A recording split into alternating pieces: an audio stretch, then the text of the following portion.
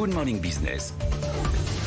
Vous l'avez peut-être constaté en préparant vos vacances, il est particulièrement difficile cette année de trouver un véhicule de location. Les loueurs manquent de voitures, essentiellement en raison de la pénurie de semi-conducteurs. Mais il existe des solutions alternatives. On va en parler avec Jean-Claude Puerto Salvaver. Bonjour. Bonjour. Président et fondateur de la société YouCar. Pour faire simple, vous proposez aux particuliers de mettre leur véhicule en location. Oui, pour éviter que les prix n'augmentent trop. Il manque... Au moment de la crise du Covid, l'industrie a sorti 60% de voitures. Et il est absolument impossible de les remettre sur la route pour faire face à la demande. Et donc, on assiste à une inflation des prix énorme. Et surtout, on a du mal à trouver des voitures. Et en plus, on n'en trouve pas. Donc, je ne veux pas augmenter nos prix, en tous les cas pas de manière significative, parce que je trouve qu'un consommateur qui a l'habitude de payer une voiture 50 € par jour, si vous la lui vendez 100 ou 150, il se sent trahi. Et il ne revient pas. Alors, d'autres solutions. Comment fonctionne votre système ? Alors, le système, il est simple. On fait appel aux voitures des particuliers, des entreprises autour de l'agence. On leur dit, confiez-nous vos voitures que nous allons relouer contre un revenu. Et donc, si vous voulez, les gens se sentent utiles, les propriétaires se sentent utiles, et ça leur apporte un revenu. Oui, de quel ordre le revenu ? Alors, ça dépend de la catégorie.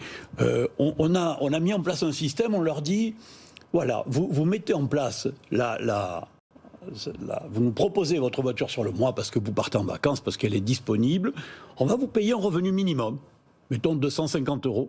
Et si on loue la voiture, on vous apportera un complément, mettons jusqu'à 350 € sur une petite voiture. Oui, ça peut être intéressant. Est-ce qu'il n'y a pas une réticence, malgré tout, à confier son véhicule à quelqu'un d'autre, surtout quand on ne connaît pas la personne ? Il y a une vraie réticence. Il y a une vraie réticence bien légitime, mais c'est notre métier de louer des voitures. Vous imaginez bien qu'on ne vivrait pas longtemps si on n'était pas capable de gérer chaque client qui nous rend la voiture. Il faut qu'on s'assure qu'elle soit en bon état pour le client d'après. Donc on a la même attention pour les véhicules de particuliers que pour les nôtres.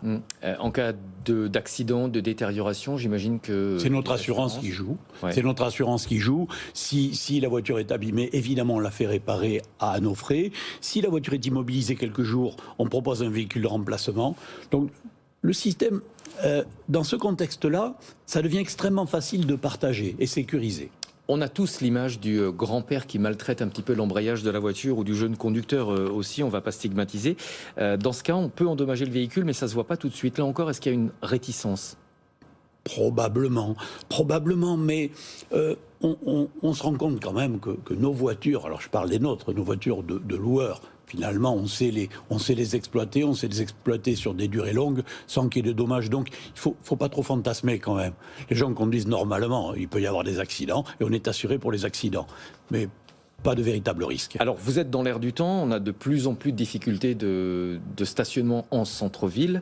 L'autopartage, certains nous disent que c'est l'avenir des voitures en centre-ville. Vous êtes complètement dans cette stratégie ? Oui, l'autopartage, c'est pas que l'avenir des voitures en centre-ville, c'est l'avenir partout.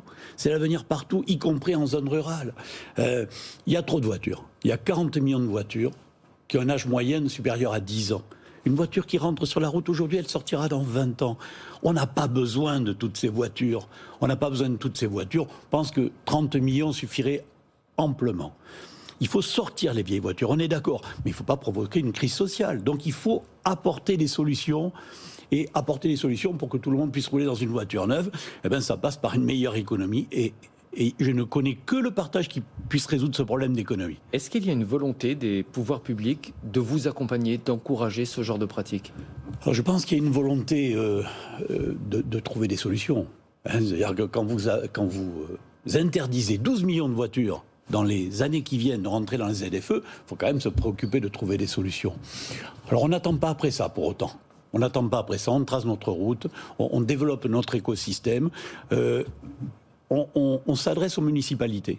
On propose aux municipalités de développer un système de partage à l'intérieur des quartiers, à l'intérieur des associations de quartiers. Donc, de ce point de vue-là, on s'appuie sur les pouvoirs publics. Mais on ne cherche pas une solution vaste, nationale. On est plutôt local de ce point de vue-là. Si on souhaite des informations sur votre site internet YouCar ? Oui. Merci beaucoup. Merci beaucoup. D'être venu en plateau. Jean-Claude Puerto Salvaver, président et fondateur de la société YouCar.